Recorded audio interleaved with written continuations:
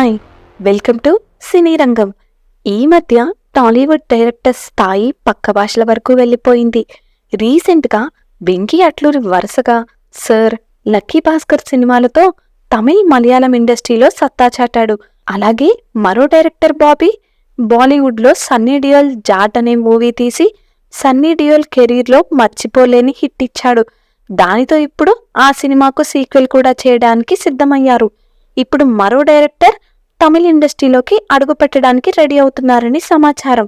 ఆ డైరెక్టర్ ఎవరో కాదు, 'నానీతో సరిపోదా శనివారం' సినిమాతో పాన్ ఇండియా లెవెల్లో సత్తా చాటిన యంగ్ డైరెక్టర్ వివేక్ ఆత్రేయ. మైత్రి మూవీ మేకర్స్ బ్యానర్ పై వివేక్ ఆత్రేయ తమిళ్ సీనియర్ హీరోతో ఓ సినిమా చేయనున్నారని ఇండస్ట్రీ వర్గాల్లో వార్తలు వస్తున్నాయి. ఆ తమిళ్ స్టార్ మరెవరో కాదు, సూపర్ స్టార్ రజనీకాంత్. అవును, రజనీకాంత్ ప్రస్తుతం నెల్సన్ దిలీప్ కుమార్ డైరెక్షన్లో 'జైలర్ 2' సినిమా చేస్తున్న సంగతి తెలిసిందే. దాని తర్వాత వివేక్ ఆత్రేయ డైరెక్షన్లో ఒక సినిమా చేయనున్నారని సోషల్ మీడియాలో వార్తలు వస్తున్నాయి.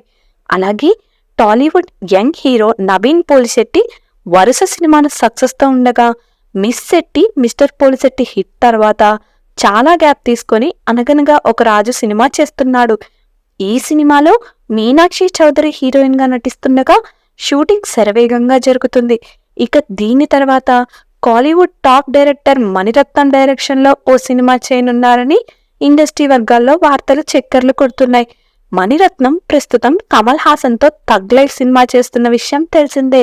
ఇప్పటికే ఈ సినిమా షూటింగ్ పూర్తి కాగా జూన్ 5న రిలీజ్ కానుంది. ఇక నవీన్ పోలిశెట్టితో మణిరత్నం చేయబోయే సినిమా ప్యూర్ లవ్ స్టోరీ అని తెలుస్తుంది.